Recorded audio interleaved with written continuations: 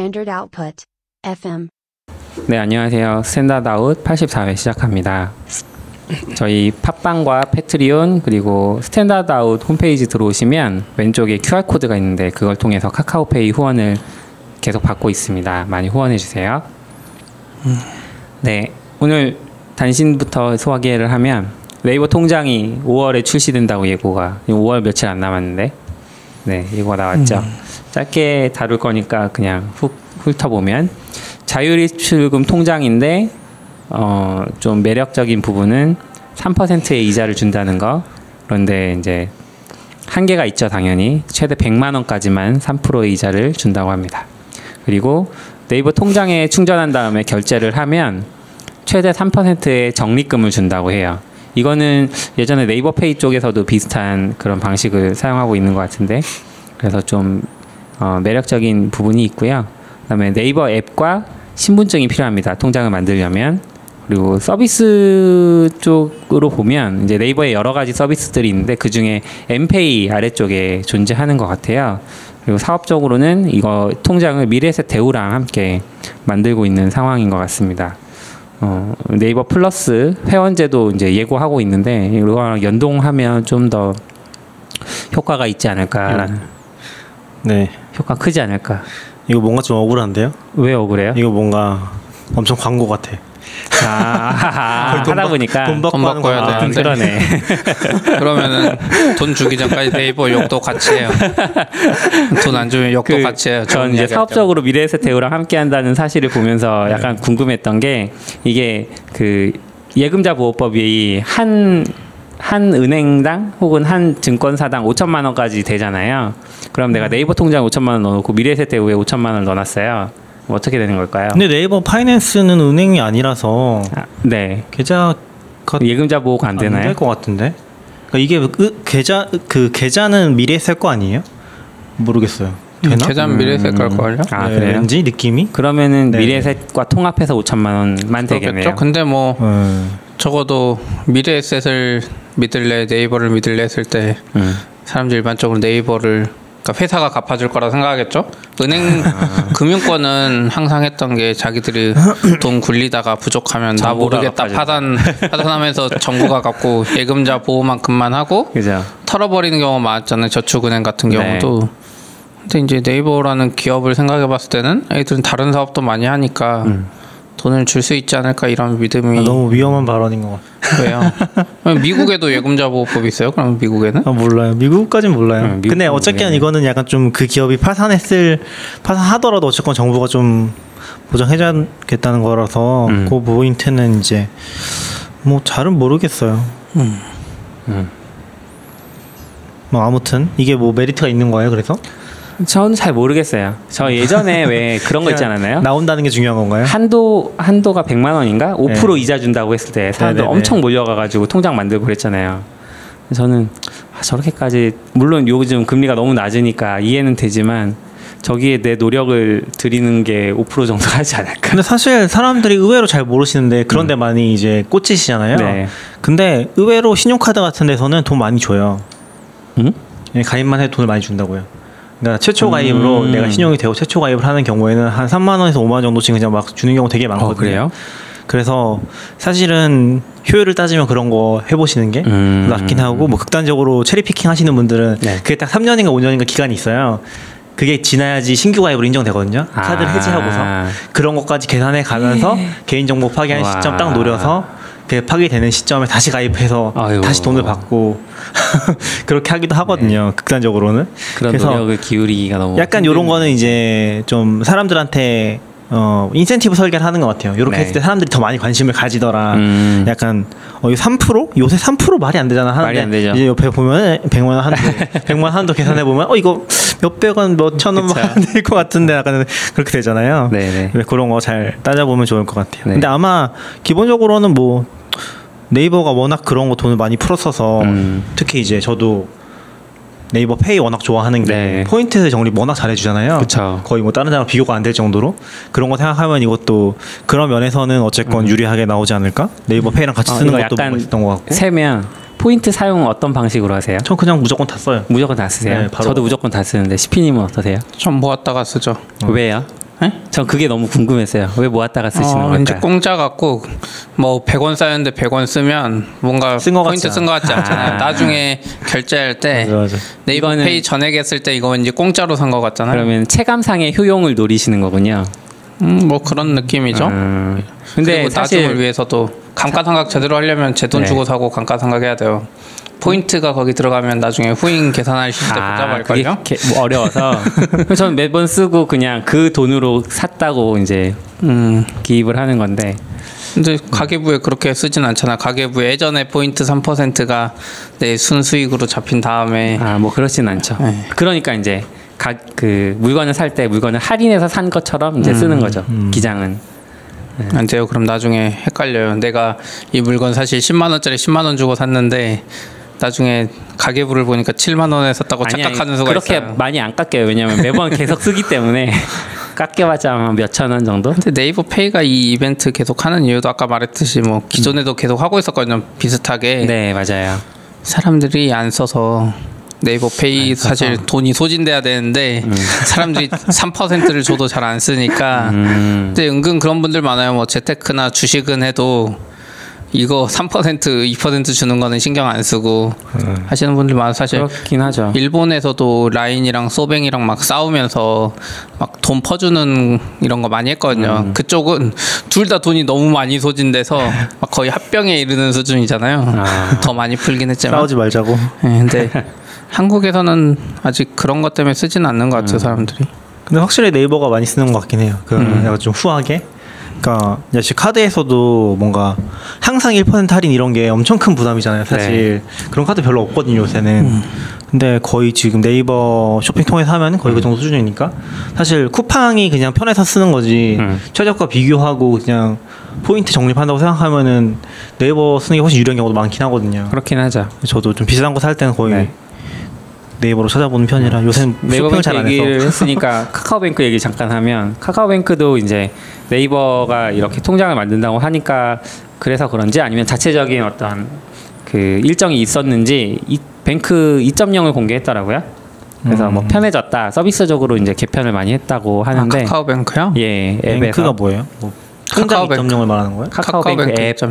그냥 앱을 이제 서비스 개편을 했는데 뭐 이런 어떤 돈 쓰는 부분은 많이 없고. 근데 지금 여기 보면은 네 이거 미래에서 대우가 제공하는 수시 입출금 통장인 것 같아요.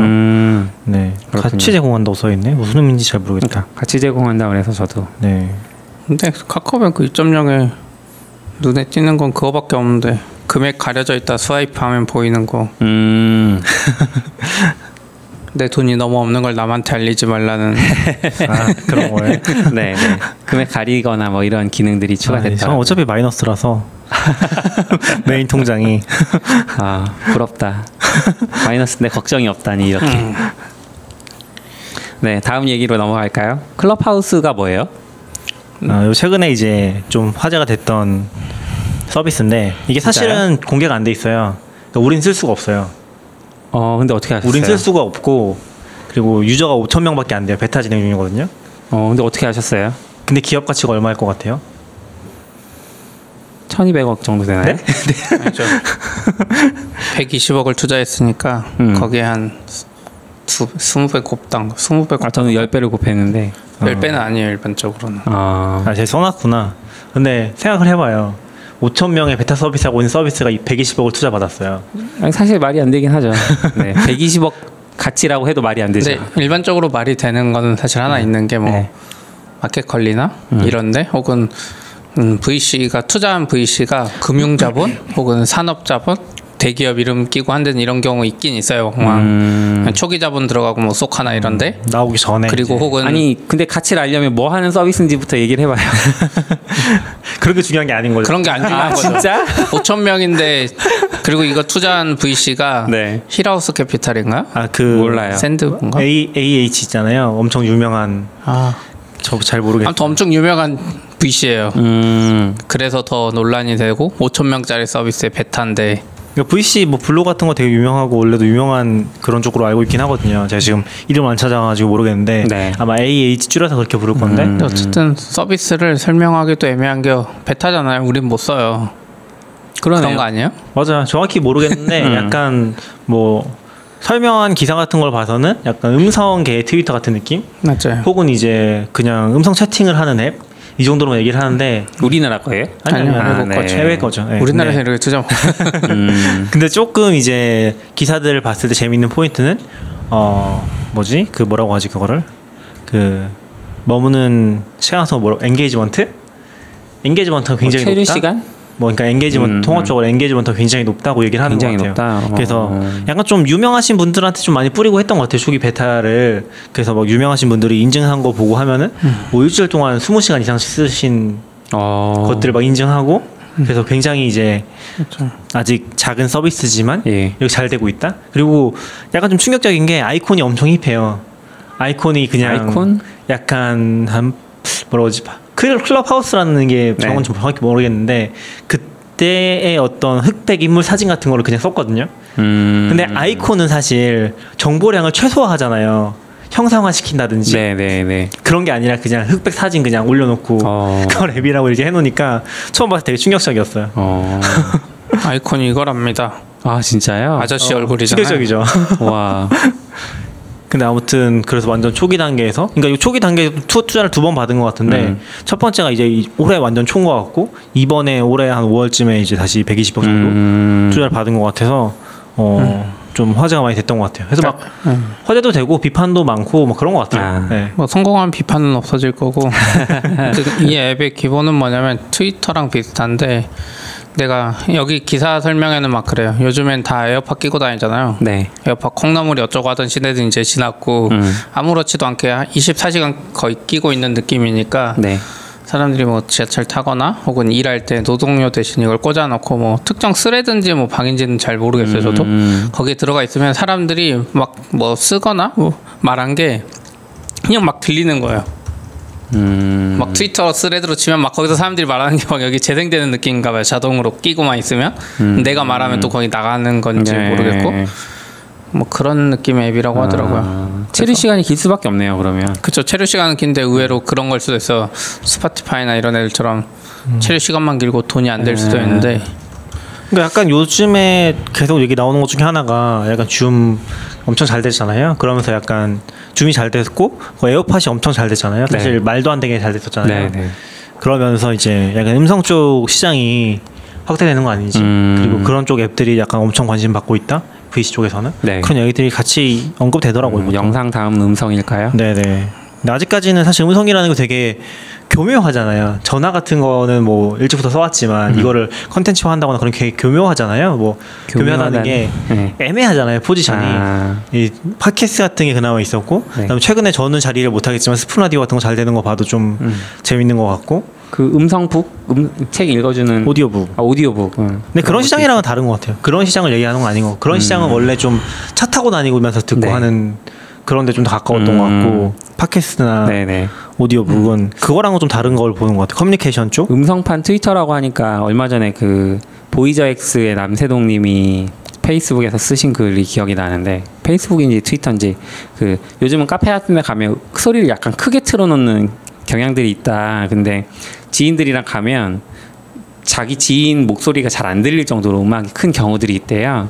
아니면 소음 때문에 주변 소음 때문에 그래서 그 귀에다 다 이어팟 프로 같은 건 하나씩 꽂고 그 모여 있는 지인들끼리만 서로 잘 들리게 해주면 어떨까 뭐 이런 얘기도 하시더라고요. 그거는 옛날부터 있었는데 그 있었어요? 유명한 카페 프랜차이즈 중에서 시끄럽게 틀어서 손님 빨리 나가게 한 게 딱 하나 있었죠. 카페베네.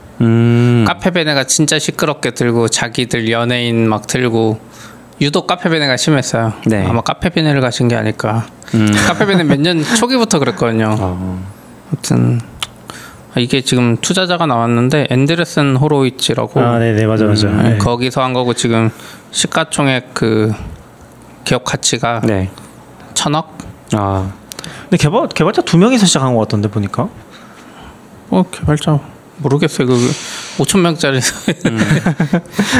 아무튼 뭐 좀 재밌는 사례라서 하나 가져와봤고. 그러니까 5,000명이 아니라 5,000명입니다. 뭐라고 안 했어요. 그리고 이게 있어요. 아까 보면 $1,200만 투자받았잖아요. 네, 네. 일반적으로는 그래 투자 받으면 1,200만 달러를 유상증자에서 주는 게 보통이거든요. 스타트업에서는 특히. 근데 여기서 약간 비판받는 것 중에 하나가 창업자 집값 구주판 게 200만 달러가 섞여 있어요. 그래서 원래 초기에 이렇게 잘 안 팔거든요. 그러니까. 근데 200만 달러나 팔아가지고 이 사람은 벌써 챙긴 거라서 이거에 대한 비판도 약간 있는데. 근데 VC 중에 일부는 이렇게 구주 섞어 사는 거 좋아하는 경우가 많긴 해요. 왜냐면 무조건 신주 발행하면 자기 가치가 조금 뭐라 그러죠? 희석되니까 구주 사면 좀 좋거든요. 투자자 입장에선. 내가 지분을 확보 더 많이 할 수 있다는 거죠. 그렇죠. 그렇죠. 지분 확보를 많이 하는 VC들 같은 경우는 그렇겠네요. 약간 CP랑도 얘기했었는데 약간 이거는 CP가 얘기해 CP가 아닌가? 누가 얘기해 주셨는데 이거는 약간 놓치기 싫어서 하는 걸 수도 있다고. 이게 진짜 어쩌면 진짜 발라놓는 거구나. 진짜 대박일 수도 있는데 이걸 지금 내가 모른 체 하다가 나중에 잘 되면 억울하잖아요. 그러니까 차라리 돈을 버리는 게 낫다. 약간 그런 논리가 아니냐고 누가 얘기해 주셨거든요. 이게 그러니까 그런 얘기, 그러니까 저는 이제 되게 작은 기업으로 가니까 스타트업 투자나 이런 얘기들도 저희 대표하고 많이 이제 들어요. 근데 그런 얘기들 하더라고요. 그러니까 돈이 많아서 이미 VC에 들어가서 일하시는 분들이 계시잖아요. 뭐 이렇게 좀 유명한 투자자들, 그러니까 개인 투자도 하시고 VC 투자도 동시에 하시는 거죠. 그런 분들이 이제 자기네 VC를 통해서 어떤 좋은 기업이 들어오면 개인적으로도 나 1억만 넣어놓을게. 개인 투자로. 그러니까 우리 VC가 너 투자하지만 개인 1억만 투자할게. 면 이제 받는 입장에서는 1억이니까 큰 돈도 아니고, 그러니까 그 지분율에 대해서 걱정도 없고, 그러니까 이제 뭐 그렇게 하시죠. 근데 다음 라운드를 가면 개인 투자자 입장에서는 회사랑 컨택도 포인트가 이미 있으니까, 그리고 그 회사의 성장도 이미 주주라서 많이 챙겼을 테니까, 그래서 성장 가능성을 보고 차기 라운드에 들어갈지 말지 결정하기 더 쉽다고. 그래서 그런 식으로 점 찍어 놓는 1억씩 해가지고 점 찍어 놓는 경우들이 있다고 하더라고요. 저는 점 찍어 놓는다기보다 VC의 그 파트너들도 돈 벌 수 있는 구조가 제한적이에요. 그래서 어떻게 보면 VC 파트너들 성과급이라고 볼 수도 있지 않나 이런 생각은 해요. 네. 진짜 좋은 기업에 넣는 거는. 왜냐면 파트너가 어차피 계속 회사 챙기는 거기 때문에 뭐 VC 통해서 안 하고 내 거 조금 들어갔다고 더 신경 쓰고 이런 거는 없을 것 같고 제 개인적인 생각으로는 그쪽 생태계를 잘 모르지만 약간 어떻게 보면 회사가 딱히 뭐 안 해주고 인센티브를 챙겨줄 수 있는 요소가 아닌가? 실제로 VC 업계 파트너들 일하다가 그쪽 회사로 이직하는 경우가 많아요. 왜냐면 VC들은 내가 이 회사 투자해서 실컷 해놨는데 나한테 돌아오는 게 없잖아요. 어떻게 보면. 그래서 이직하는 경우가 많아요. 파트너들이. 그래서 그런 차원이 좀 있을 수도 있어요. 실리콘밸리 미드 봐도 이직하잖아요. 거기 심사역 맞아. 하셨던 그쵸. 분이. 심사역들이 많이 이직하죠. 가능성이 그만큼 보이니까 또 그렇게 하는 게 아닌가. 아니 그리고 거기 가서 스톡 받으면 내가 진짜 이 회사 키워서 돈 받는데 VC는 그 회사가 돈 받지. 청산할 때 기다렸다가 회사가 받아서 회사가 나한테 좀 떼주고 이 정도니까. 그렇군요. 역시 봐봐요. 단신 오래 한다 그랬잖아요. 맞아. 낙규님 다른 거 하지 말고. 아니, 우리 얼마 안 됐어요. 15분밖에 안 됐어요. 시작한 노션 어떻게 됐어요? 노션이요? 노션 이제 무료로 바꿔 타시나요? 아니 저는 관심 없어요. 저는 베어밖에 관심 없기 때문에. 노션이 무료로 풀지 말든. 노션이 무료로 풀어서 베어 사용자가 다 넘어가가지고 베어 망할 수도 있잖아요. 안돼. 다시 유료로 바꿔주세요. 이번에 노션이 원래 좀 이상했어요. 그러니까 약간 노션도 약간 우선순위 문제 때문인지 신경 잘 못 쓰고 있었던 것 같은데 맨 처음에 초기로 잡아놨던 게 블록수로 막 제한 걸어놨잖아요. 사실 그게 걸리는지도 아닌지도 잘 모르겠고 그쵸. 엄청 이상했거든요. 근데 어쨌건 이번에 그걸 없애면서 그냥 플랜을 기존 유료 플랜을 퍼스널 프로로 만들고 그냥 퍼스널 플랜을 새로 만들어서 그건 무료로 공개하고 블록수 제한 없게 쓸 수 있게 하겠다 그렇게 공개한 것 같아요. 근데 실제로 이게 전 블록수 제한이 막 있는 것 같은데도 써주고 막 그랬다는 얘기 계속 들었어서 뭐 어떤 의미가 있는지는 잘 모르겠어요. 그 전부터 아름아름 풀어졌던 거 아닐까요? 뭐 그럴 수 있죠. 그러니까 관리를 잘 안 했던 것 같아요. 기본적으로 그 약간 초기에 만들었던 프라이싱 모델 관점에서 했던 것 같은데 사실 뭐 개인한테 돈을 벌기보다는 이제 노션 같은 경우는 기본적으로 뭐 팀이나 그런 오거니제이션 쪽에 집중하겠다고 판단한 게 아닌가 싶긴 그러면 개인이 퍼스널 프로를 써야 될 필요가 있어요? 없죠. 근데 기본적으로는 없죠. 파일 용량에 대한 이야기했던 게 단일 파일이에요? 뭐 오메가 있던 게? 모르겠어요. 단일 파일이겠죠, 당연히. 그렇지 않을까요? 단일 지금 파일 얘들 페이지엔 정확히 안 써있는데 딴 분들이 뭐 단일 파일이면 또 무한대로 올릴 수 있잖아요. 파일 업로드 오메가거든요. 그냥 그게 퍼스널은 하루에 올릴 수 있는 개수도 제한이 있는 것 같더라고요. 퍼 파일이네요. 네네. 퍼 파일 오메가네요. 그럼 사실 실질적으로 무제한인 거죠. 뭐 그렇긴 한데 동영상도 막 낼 수도 있죠. 아니 동영상은 좀 그러니까 뭐 이제 예를 들면 예전에 했던 것처럼 예전에 뭐죠 그 게시판 뭐야 그거 나우누리나 하이텔 같은 거 쓸 때 게시판당 첨부 파일 용량 제한이 있으니까 압축 파일 쭉 나눠가지고 분할 압축한 다음에 막 올리고 그런 것처럼 노션에서도 그런 식으로 하면 무제한이다 이래 이해하시는 거죠. 저거 지금 4K 저는 그런 얘기 하는 거 아니에요. 아 그래요? 4K 영상 업로드 하려면 30기가인데 올릴 데 없었는데 노션에 그냥 올리면 되는 거 이거 언리미티드라면서요. 퍼스널 프로 쓰면 내 드랍박스처럼 쓰는 거지. 아니 저는 그런 건 잘 모르겠어요. 그럼 무슨 의미예요? 무제한이라는 게? 아니 실질적으로 무제한인 거죠. 우리가 일반적으로 문서 작업하면서 쓰는 파일이라는 게 네. 오메가 뭐 넘을 일이 그렇게 많지는 않잖아요. 아니에요. 요즘 문서 오메가 넘는 거 쉬운. 문서가 아니라 그냥 하나 개별 파일당 했을 때 뭐 캡처 올리거나 하는 게 뭐 오메가씩 되지는 않잖아요. 그러니까 네네. 그 정도 선에서 업무 작업을 하는 데 있어서 얘기하는 거지. 네, 뭐 그 정도 얘기를 하는 거죠. 그러니까 개인 입장에서 지금 퍼스널 프로 유저 쓰면 좋은 게 게스트를 맞아요. 공짜는 5명이나 할 수 있어요. 이건 사실 쓸 이유가 없고 그 다음으로 버전 히스토리 내가 썼던 히스토리 뒤로 돌리고 싶으면 네. 유료 쓰면 30일이거든요. 낮은 거는 그게 있고 뭐 그리고 뭐 그 API 이거는 드디어 API가 들어온다고. 아니야, 이건 믿을 수 없어요. API는 지금 믿을 수 없어요. API는 지금 웃긴 게 여기다 네. 또 커밍순이라고 써놨잖아요. 네, API 네. 액세스 써놓고 네. 커밍순 이렇게 써놨잖아요. 원래 그 전에도 그랬어요? 1년 전인가 2년 전에 저희 네. 처음 쓸 때부터 그 다음 업데이트 화춘인가 다음 업데이트 API 액세스 있었어요. 지금까지 안 하고 있었던 애들. 이건 믿을 수 없습니다. API 액세스는. 제가 봤을 때 퍼스널 프로에서 기대할 수 있는 부분은 일단 어쨌건 퍼스널에는 API가 열려도 안 들어갈 거기 때문에 그게 좀 클 것 같고 지원이 되면은 네. 아직은 아닌 거고. 근데 어쨌건 진짜 좋은 거는 제 생각에 퍼스널 프로를 써야 하는 가장 좋은 포인트는 아까 CP님은 별로 의미 없다고 했는데 무제한 게스트가 진짜 좋은 기능이긴 해요. 어떤 면에서? 왜냐면 우리 지금 계속 공유해서 쓰고 있잖아요. 제가 네. 돈 내고서. 근데 그걸 할 때 무제한이라는 거는 그냥 그 문서나 문서 트리가 있잖아요. 문서 트리 아래에 있는 게 다 공유가 한꺼번에 되거든요. 그거를 공유 권한 주면은 그냥 팀처럼 같이 쓸 수가 있어요. 근데 제가 이 모델이 되게 좀 의심스럽잖아. 왜 이렇게 풀어주지라는 게 좀 생각이 들잖아요. 근데 약간 요게 요즘 트렌드인 것 같더라고요. 페이지 생성 권한만 안 주고 대신에 공유는 자유롭게 할 수 있게 해주는 거. 그게 약간 트렌드라서 노션 똑같거든요. 그래서 내가 뭐 한 스터디 그룹에 20명씩 있어도 이거 한 사람만 결제하면은 다 같이 쓸 수 있는 거예요. 그럼 저희도 인프라스터 같은 거 할 때 뭐 그런 식으로 지금 써서 근데 아까 편집하고 있고. 파일 용량 오메가랑 똑같이 누가 5명 넘는 사람들끼리 이걸 같이 써요. 아니 뭐 스터디도 그렇고 스터디도 그렇고 네, 약간 가끔씩 그런 케이스들이 있는 거죠. 그럴 때 진짜 좋다. 그래서 저도 지금 뭐 스나다우도 같이 쓰고 있고 뭐 이거는 5명 안 되긴 하지만 그리고 이제 이미 스터디도 할 때도 몇 번씩 잘 써먹었고 그런 것들은 되게 좋은 포인트가 있습니다. 왜냐면은 뭐 5,000원 해봤자 근데 이건 좀 영구적인 거니까 뭐 돈이 계속 나갈 수 있긴 한데 스터디 그룹이 연구비 보존된다고 네. 한다면 나눠서 내면 사실 진짜 작은 돈이잖아요. 그렇죠. 뭐 그런 것도 생각해 볼 수 있을 것 같고 그런 면에서의 장점이 있을 것 같아요. 그러니까 장기적으로는 뭐 API가 제일 클 것 같고 단기적으로는 실적인 면을 생각을 해보면 퍼스널 그 전에 있던 퍼스널 요금제가 그 차지하는 비중이 굉장히 적지 않았을까 이런 생각은 해봐요. 그러니까 아까 말씀하셨던 것처럼 엔터프라이즈나 기업 대상으로 그 수익이 훨씬 많고 왜냐면 거기는 사람당 돈을 받으니까.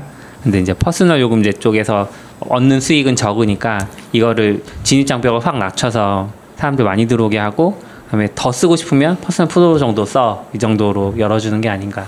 네, 저도 그런 것 같아요. 모르겠어요. 저는 의미가 없기 때문에 지금 바로 다운그레이드 하고 있습니다.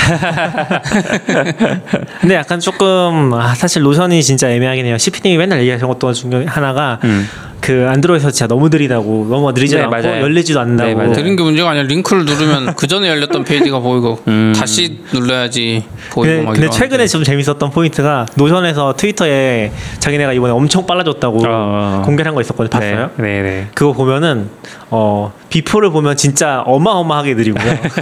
안 떠 앱이. 그죠. 근데 애프터를 보면은 느려요. 이제는 느리지만 쓸 정도. 아니요, 쓸 정도는 아니에요. 못 쓸 정도로 느린 건 똑같아요. 진짜? 네. 근데 비포는 진짜 너무너무 느리고 그러니까 걔네 통계상으로 봤을 때는 굉장히 많은 유저들이 이제 빨라졌다고 이제 네. 한 걸 보여준 것 같은데 그 통계 그래프도 있거든요. 근데 약간 좀 고질적인 문제인 것 같아요. 아무래도 웹앱 기반 완전 웹앱 기반이라서 그런지 그런 게 최적화가 좀 힘든 것 같아요. 웹 기반이어도 어떻게 할 수 있을 것 같은데 얘는 노는 것 같아요. 투자 받고 노는 것 같아요. 시팬이 개인적인 의견입니다. 네. 저는 그렇습니다. 저희 공식적인 의견은 아니에요. 근데 약간 조금 그러니까 노션이 되게 좋으면서도 계륵 같은 포인트가 분명히 있는 것 같긴 해요. 그러니까 저희도 회사에서 쓰고 있는데 처음에는 저랑 시팬님이랑 이제 얘기를 해서 같이 도입했던 건데 페이지 많아지면서 점점 찾기도 힘들고 맞아요. 검색도 은근 잘 돼 있는데 약간 콘텍스트 제한하는 기능 같은 게 좀 적다 보니까 예를 들면 팀 쪽에서 계속 검색을 하고 싶은데 그거 한번 검색하고 나서 풀고 나면은 그 필터링이 걸 수 있거든요. 필터링을 다시 걸어줘야 되고 매번 그런 작업들을 해줘야 돼서 그게 엄청 좀 불편해요. 그런 기능이 있었군요. 저는 필터링 기능이 있는 줄 몰랐네요. 검색해 보시면 어디? 불편해요. 찾겠는데? 다른 거랑 헷갈린 거 아니에요? 회사 계정이 아니라 그런가? 뭔가 말씀하고 계세요. 네. 아무튼 지금 애들 FAQ도 있거든요. 그 새로 오픈 네네. 노션 2.8에 대해서 거기 FAQ 중에 API 릴리즈 데이트가 언제냐는 게 있어요. 네요. 커밍순이에요. 답변이 어땠을 것 같아요? 커밍순? 우리는 그 날짜를 정하지 못했다. 뭐 이런 식이에요. 애들 안 나온다니까요. 아니 커밍순이면 적어도 뭐 올해 하반기 뭐 이 정도는 해야 되는데 애들 마인드가 완벽하게 만들 때까지 오픈 안 할 거니까 올해 하반기라고 말도 못 하는 거야 이거는. 근데 제가 봤을 때는 얘네 전략적인 걸 수도 있어요. 왜냐면은 지금 사실 노션이 가진 테이블 기능이 엄청 핵심 기능이거든요. 네. 그러니까 노션의 테이블은 일반 테이블은 달라요. 걔네는 약간 RDB 개념도 들어가 있고 그리고 테이블을 만든 다음에 캘린더 뷰라든지 아니면 칸반이라든지 그 뷰가 다 볼 수 있거든요. 근데 그런 컨셉을 가진 앱들이 있어요. 네. 근데 그런 앱들은 엄청 비싸요. 그러니까 월 $5인데 블록이 그러네. 2,000개밖에 네. 못 만들어요. 근데 얘는 그런 제한이 없잖아요. 그러니까 API를 열어주는 순간 얘네 입장에선 DB 관리가 안 될 수 있어요. 그래서 뭔가 내부적으로 이거 안 된다 막고 있는 걸 수 있어요. 아니죠. 그럼 반대로 퍼스널 플랜을 더 강화했어야지. 무료 버전 없애고. 그러니까 전략적으로 이제 그런 것들을 하겠다고 말만 하고 이거 덮고 가는 거죠. 좀 방할 것 같아. 근데 약간 저희도 기대하는 게 이게 진짜 API로 되면은 진짜 아무 데이터 막 집어넣고 쓸 수 있겠다는 생각하잖아요. 개발자들 API 서버 만들 필요가 없어요. 진짜 좋은데. 근데 지금 그걸 계속 못하게 하니까. 근데 비슷한 솔루션 쓰면 너무 비싼 거죠. 비슷한 앱 중에 에어테이블, 맞아, 에어테이블 얘기하시는 것 같은데 이제 마이크로소프트도 비슷한 걸 내놨어요. 그래요? 이번에 리스트라고 그거 보면 근데 얘네는 되게 가격 정책이 후해요. 마이크로소프트가 만든 거 찾아봐야겠다. 점 빼고 그래서 요것도 한번 나중에 봐야겠다라고 생각하면서 아직 그 마이크로소프트 다운 그 마이크로소프트 스프레드 엑셀이죠. 엑셀이나 뭐 독스를 웹으로 쓸 때 그 주는 느낌이 있거든요. 약간 사무적이고 뭔가 그런. 근데 리스트도 똑같은 그런 룩앤필을 제공을 해서 거기 조금 하죠. 네, 접근 장벽이 돼요 저한테. 노션이 이쁘고 사실 다 좋고 API 늦게 열어도 돼요 사실. API를 빨리 열길 기대하는 거는 앱이 너무 느려서 앱이 너무 느리니까 차라리 API라도 열면 다른 사람이 더 빠르게 만들어줄 것 같은 기대감. 맞아요. 그 API 원하는 사람 몇 명이나 되겠어 사실 일반 사용자들 중에. 좀 많을 것 같은데. 그래도 일반 사용자 아니잖아요. 개발자잖아요. 맞아요. 개발자라 그럴 수도 있어요. 그러니까 뭐 기업이나 이런 데는 인사 시스템 연동하기 좋아서 근데 좋은데. 확실히 저도 이제 약간 이런 기능들 좋아서 대체하려고 엄청 찾아봤었거든요. 근데 노션만한 게 딱히 없긴 해요. 엑스퍼트 기능도 그렇고 그쵸. 약간 어쨌건 저는 좀 다른 거랑 같이 섞어 쓰고 싶은 니즈가 좀 커가지고 그래서 그런 거 해보면은 제대로 된 데가 하나도 없어요 정말. 노션 오픈소스 똑같이 베낀 거 있어요. 제대로 안 돼요. 네, 허접해서 그렇지. 네. 다 허접해요. 다 엑스포트 하면은 보통 이제 우리가 텍스트 번들 엄청 칭찬했었잖아요. CP랑 저랑. 근데 그런 컨셉이 별로 없어요. 내려보다 받으면 이미지는 하나도 첨부 안 해주거나 그 폴더 구조는 하나도 없거나 막 그런 경우가 많아서 제대로 쓸 수가 없더라고요. 네. 그거 봐요. 단신 너무 오래 한다니까. 네, 메인으로 넘어갑시다. 단신이 제일 오래 걸리는 것 같아. 네. MS 빌드 올해께 드디어 네. 성황리에 저는 약간 행사 끝나고 느낀 건 성황리에 맞췄다. 보셨어요? 아니 보지는 못했고. 뭐예요? 이거 보지도 않고 이거 이게 이제 예전에 MS는 행사를 해도 행사가 있었어? 이런 느낌이었는데 올해는 그러니까 작년도 그렇고 올해도 그렇고 행사 끝났는데 소식들이 막 올라오는 거죠. 그런 것들 보면서 왜 그럴까? 그러니까 사람들이 왜 MS 행사에 집중할까를 이제 저 오는 길에 생각을 좀 해봤는데 이게 아이폰 안드로이드랑 비슷한 것 같아요. 아이폰이 최초로 나오고 한참 잘 나가다가 안드로이드가 WWDC? 아니요, 그러니까 그냥 어떤 그냥 제품? 예, 그냥 제품으로서의 아이폰이 엄청 잘 나가다가 안드로이드가 후발주자로서 막 나왔잖아요. 네네. 근데 그러니까 아이폰은 어느 정도 안정화돼서 계속 가고 안드로이드는 아이폰에 이미 있던 기능들을 넣을 때마다 혁신이다. 그러면서 막 주목을 해주는 거죠. 지금은 반대가 됐죠. 안드로이드가 기술적으로는 훨씬 이제 막 다른 기능들 많이 넣어놨고 공감하지 않습니다. 뭐 어쨌든 아이폰은 이제 새 혁신이다 새로운 기술 넣었는데 이미 안드로이드에 있고 이런 기능들이 있거든요. 애플페이도 그렇고 다 삼성페이 따라하잖아요. 그러니까 서로 그런 게 있는데 MS도 똑같다는 느낌을 들었어요. 그러니까 애플 쪽에서 한참 그렇게 그 선두주자라는 느낌을 줄 때는 WWDC 엄청 사람들이 관심을 보였다가 지금은 이제 새로 나올 게 별로 없으니까 거기에선 좀 실망하는데 MS는 너무 낙후되어 있다가 이제 막 들어오니까 터미널 사실 없었던 게 말이 안 되잖아요. 근데 이제 막 들어와서 있긴 있었죠. 그러니까 영영 프롬프트가 워낙 구렸으니까 이런 걸 어디다 어떻게 개발용으로 쓰란 말이야라고 했었는데 이제 터미널 같은 게 나오면 이제 좀 쓸만하다, 괜찮아졌네. 그러니까 바뀐 모습이 굉장히 많이 보이고, 그러니까 어떤 델타 값이라고 하나요? 그 변화 모습이 많이 보이니까 사람들이 더 좋아하고 관심 가지는 거 아닌가? 저는 1차적으로는 잘 모르겠어요. 사람들이 관심을 가지나? 잘 모르겠어요. 가지나요? 전혀 모르겠어요. 전혀 그건 공감이 잘 안 되는 것 같아요. 아직도 많이 관심 안 가지는 것 같고 어쨌건 뭐 MS가 개발창에서 키워온 건 맞고 해외에서나 뭐 관심 커진 건 맞는 것 같은데 한국에서는 여전히 그렇게 좀 미적지근한 반응이고 MS니까 뭐 기사들 나오는 거는 그런 것 같고 저는 뭐 그 정도 방향성이 다르긴 하죠. 한국에 나오는 기사들은 빌드가 열렸다, 뭐 CEO가 부엌에서 연설했다 이런 거에 주로 집중하는 반면에 개발자들은 걔네가 뭐 발표했지, 막 기술적으로 그러니까 빌드에 관심 가진 이유는 실제로 MS가 최근에 비주얼 스튜디오 코드나 WSL 이런 거 개발자한테 밀접한 걸 많이 내주고 있어요. 터미널이야 뭐 이따가 약간 이뻐진 거지만 뭐 이번에 나온 패키지 매니저도 그렇고 작년에는 비주얼 스튜디오 코드 시리즈 뭐 비주얼 스튜디오 코드에 막 도커 지원해주고 하니까 개발자랑 너무 밀접해서 내가 쓰고 있는 게 빌드에서 계속 발표되는 느낌? 뭐 기덥 뭐 이런 것도 그렇고 그런 것 때문인 것 같아요. 개발자랑 밀접한 거를 MS가 많이 하고 있지 않나 이제?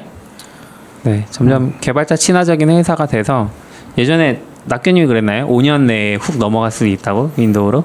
제가 그랬죠. 시피님이 그러셨나요? 개발자들이 이제 윈도우로 개발하는 게 더 좋은 시절이 올 수도 있다. 왜냐면 맥은 아직도 폐쇄적이라. 근데 MS가 지금 하는 행보들 보면 WSL 이런 거 잘 되고 하면. 저도 계속 시도하는 게 윈도우로 개발할 수 있지 않을까 이 생각이 계속 들어요. 네. 더 편할 것 같고 특히 한국 환경에서는 그렇죠. 네. 맥이 너무 비싸요. 비싸졌죠. 네. 예전엔 가성비도 괜찮았는데 이제 가성비가 좀 뭐 서피스도 똑같아요. 서피스 비싸잖아요. 서피스는 싼 건 싸요. 서피스는 똑같이 서피스 프로 7이어도 100만 원짜리가 있고 230만 원짜리가 있어요. 그 CPU 차이로. 학생들은 100만 원짜리로 공부하는 거고. 아무튼 이번에 빌드 2020 열렸는데 이틀 동안 버추얼로 열렸고요. 온라인으로. 그래서 이번에 엄청 많이 참여를 했다고 하는 것 같아요. 10만 명 이상 등록했다고. 10만 명이요? 네, 등록 기준으로. 와. 근데 이제 이게 아무래도 좀 느낌이 다른 게 어쨌건 오프라인 행사는 찾아가서 봐야 되는 거니까 제한이 있잖아요. 그러니까 여기도 작년이 6천 명이라고 하는데 6천 명을 수용할 정도의 행사를 한 거겠죠. 기본적으로. 근데 이제 온라인에서는 그런 제약이 없으니까. 근데 뭐 굉장히 잘하지 않았나 싶긴 한 것 같아요. 10만 명이 다 동시에 봤다는 건 아닌 것 같긴 한데 등록자 기준이니까. 그럼에도 불구하고 뭐 별 얘기 없는 거 보면은 잘 진행했을 것 같아요. 애저 퀀텀은 뭐예요? 제가 이건 몰라서. 이거는 그냥 이제 프리뷰로 발표된 것 중에 하나인데 네. 양자 컴퓨팅 플랫폼을 프리뷰로 공개를 했다고 합니다. 잘은 몰라요. 네. 그리고 WSL2가 이제 5월에 드디어 나온다고. 사실 저도 이제 나온다고. 빌드를 보진 않았어서 어떤 종류의 발표가 있었는지 모르겠는데 어쨌건 후속으로 이제 블로그랑 정리된 걸 봤을 때는 이건 사실 전에 나왔던 얘기예요. 그러니까 이미 5월 초에 나왔던 얘기고 5월 업데이트에 WSL2가 들어가겠다라고 했는데 뭐 일정상 마무리가 안 된 건지 이제 아직 작업 중인 건지 모르겠지만 네. 어쨌건 아직 안 나왔고요. 네, 빌드에서도 똑같이 5월에 그냥 나오겠다 얘기를 하면서 좀 더 얘기했던 것 중에 하나가 이제 리눅스 GUI 앱도 WS2를 통해서 지원할 예정이다. 앞으로 그렇게 하겠다고 얘기를 했고 그다음에 GPU 컴퓨팅도 WSL2에서 지원하겠다 이렇게 얘기를 한 거예요. 제가 리눅스 데스크탑을 안 쓴 지 너무 오래돼서 그런데 리눅스 데스크탑에서도 다이렉트X라는 그런 기술들이 있었어요? 아니면 비슷한 기술들이 있었어요? 오픈쉘. 오픈쉘. 다이렉트X는 아니죠. 네, 그거 MS 윈도우 쪽이니까. 오픈쉘로 많이 했죠. 그래서 게임들이 다이렉트X가 더 성능 좋고 최적화하니까. 그래서 머신러닝 할 때도 그래픽 카드를 다이렉트로 쓸 수 있는 오픈쉘로 통과해서 쓰는 애는 좀 느리고 그래서 엔비디아 많이 쓰는 이유가 엔비디아 쿠다 프로세서 직접 쓸 수 있는 라이브러리를 리눅스용으로 막 제공했었거든요. 그래서 좋은 거고 맥은 그게 안 되고. 네. 그랬군요. 근데 사실 개인적으로는 지금 WS2가 가장 큰 변화라고 생각하긴 하거든요. 그러니까 맥에서 개발 환경 자체가 좋다고 했던 것 중에 하나가 어쨌건 맥은 리눅스 계열은 아니긴 한데 거의 리눅스처럼 쓸 수 있다는 포인트가 있었던 거잖아요. 네. 근데 지금 오히려 점점 더 후져지고 있거든요. 그러니까 도커 지원 같은 것도 그렇고 BSD라는 그 한계 때문에 리눅스가 아니잖아요. 결국에는. 그러다 보면 이제 실제 배포 환경이랑 여기랑은 어차피 안 맞는다고 생각하고 작업하는 거죠. 뭐 아마존 리눅스 같은 건 뭐 당연히 안 맞고 어쨌건 뭐 리눅스 환경이 잘 안 맞는다고 작업을 하게 되는데 좀 거의 네이티브한 수준에서 리눅스 사용할 수 있게 된다고 한다면은 윈도우가 그러면 훨씬 더 앞서 나갈 수 있지 않나? 라는 생각이 드는 포인트인 것 같아요. 그러니까 사실 제가 느끼는 온도 차는 이런 데서 오는 거긴 한데 약간 WS2가 엄청 큰 변화인 것 같은데 한국에서는 그렇게 관심 있는 사람들이 많지는 않은 것 같아서 저 이제 트위터 같은 데로 이제 뭐 트렌드 같은 거 좀 보고 하는데 한국에서는 그렇게 관심 없는데 뭐 일본이나 미국 같은 데 영어로 된 거 보면은 관심 엄청 많거든요. 언제 나오냐고 벌써부터. 그래서 약간 요거는 좀 엄청 기대되는 포인트인 것 같긴 해요. WSL2는 그 저번 주에 도커 관련된 거 얘기했었는데 맥에서 이제 도커 쓰는 게 사실 점점 더 힘들어지는 느낌이긴 하거든요. 그렇죠. 도커가 막 CPU 막 펜 엄청 돌려요. 도커 잘못일 수도 있긴 한데 어쨌건 이제 가상화 기반에서 좀 헤비한 가상화 기반에서 하는 게 한계가 있는 것 같아요. 그러니까 엑사이프 기반이라고 해도 운영체제 같은 게 중간에 껴 있는 거니까 걔가 리소스 컨트롤 잘 안 되는 것 같고 그리고 그때도 얘기했지만 쿱에 옵션이 있으면 뭐예요? 그거 누르는 순간 이제 컴퓨터 뭐 날아가는데 아무 의미가 없는 거죠. 그렇죠. 네. 그러다 보니까 이게 잘 되고 사례 많이 나오고 하면은 급속하게 또 윈도우 써볼까 하는 생각 들 것 같기도 해요. 저도 이거 만약 되면은 저 서피스 사볼까 하는 생각 들긴 하거든요. 230만 원짜리 사실 장비병 항상. 네, 저 이제 이거 소식 딱 보고 윈도우즈 터미널 보고 이제 설치가 됐나 하고 제 데스크탑을 켰어요. 근데 저는 설치한 적이 없는데 설치가 이미 돼 있더라고요. 업데이트를 했더니 이제 자동으로 생긴 것 같고. 역시 MS. 네, 그리고 이제 다른 것보다 일단 좋은 건 명령 프롬프트는 엄청 폰트가 안 예뻤거든요. 그러니까 윈도우 10을 딱 해보면 되게 미려해요.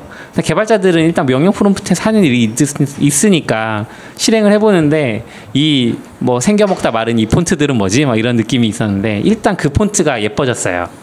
그 터미널 켰을 때. 그래서 조금 다행이고 이 내부적으로는 3가지 쉘을 사용할 수 있어요. 지금 등록되어 있는 현재 상황에서. 근데 기본적으로는 파워쉘이 뜨고요.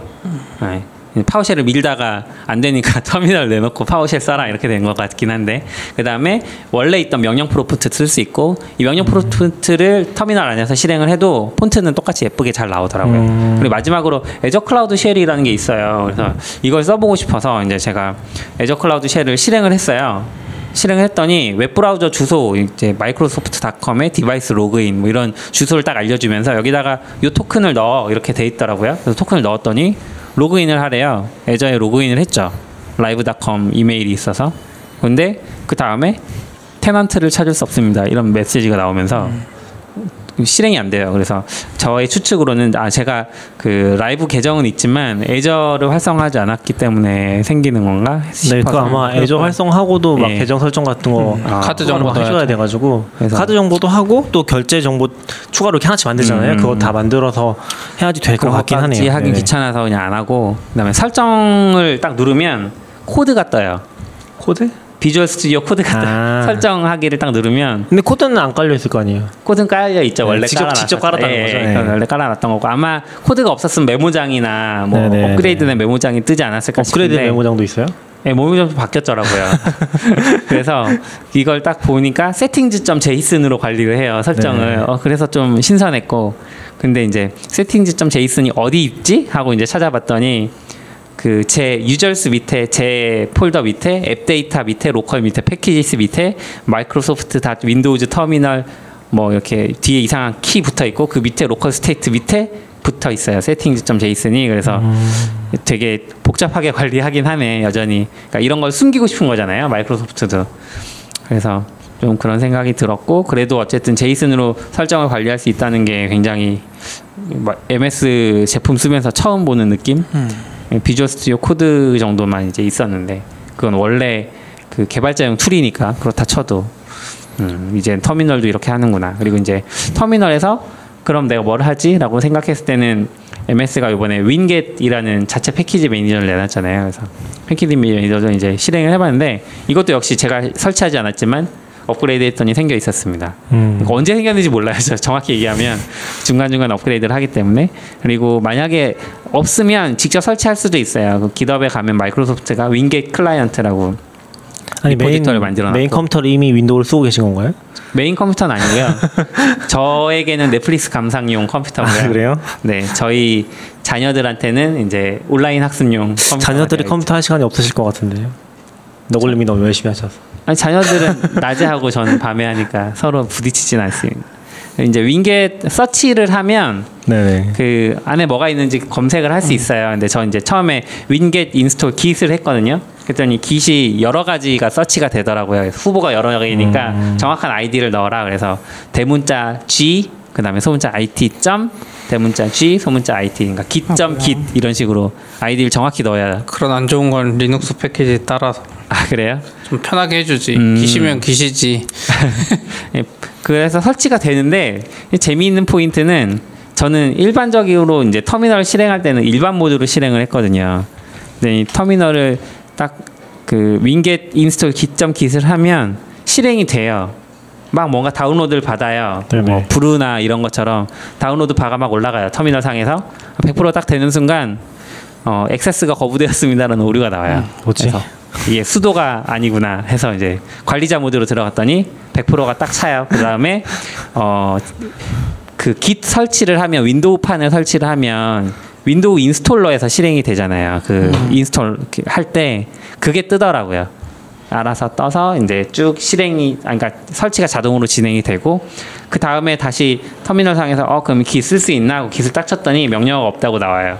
그래서 혹시나 해서 또 터미널을 종료하고 다시 실행했더니 그 다음부터 인식을 하더라고요. 완전 리눅스랑. 네? 리눅스랑 비슷한 리눅스도 그래요? 아니, 리눅스는 설치하고 나면 바로 쓸 수 있잖아요. 이거 쓸 일 없을 것 같아요. 윈겟 쓸 일 없을 것 같아요. 그래요? 아니 좋아지면 쓸 수 있죠. WSL 쓰면 되죠. 좀 더 좋아지면 되지. WS 쓰면 되죠. 뭐 굳이. 그리고 재미있었던 포인트는 제가 원래 파이썬이 설치되어 있었는지 없었는지 잘 기억은 안 나요. 근데 윈겟 서치 파이썬을 했더니 파이썬 3.8.3 하나만 검색이 되는 거예요. 최신 버전이죠. 그래서 인스톨 해야지 하고 윈겟 인스톨 파이썬을 딱 했어요. 그랬더니 역시나 윈도우 인스톨러에서 이제 파이썬이 딱 설치가 됐는데 문제는 파이썬 버전을 쳐보면 3.7.7이 나와요. 그래서 얘 뭐지? 디펜던시 지옥. 아니죠. 패스 잘못 집은 거죠. 그러니까 디펜던시 지옥. 설치된 패스가 여러 개 설치돼 있고. 네. 정확히 뭐 디펜던시 지옥. 여러 개 설치됐겠죠. 뭐. 그거 포함돼서 얘기하는 거죠. 이쪽도 이제 그 뭐 파이썬 ENV 같은-거나 이런 것들 하려면 또 한동안 또 열심히 만들어야겠구나. 아니죠. WSL로 해야죠. 윈겟을 왜 써요? WSL2가 있는데. 맞아요. 윈겟은 이제 뭐 윈도우 전용 프로그램 깔 때 근데 윈겟 우리의 기대보다 WSL2의 성능도 많이 안 좋아질 수도 있잖아요. 완전 안 좋을 수도 있잖아요. 윈도우를 안 써야죠. 아, 네. 알겠습니다. 근데 이번에 아무튼 윈도우 터미널 쓰신 거 얘기해 주셨는데 윈도우 터미널 기사도 CP가 전에 쓰지 않았어요? 몰라요? 썼어요.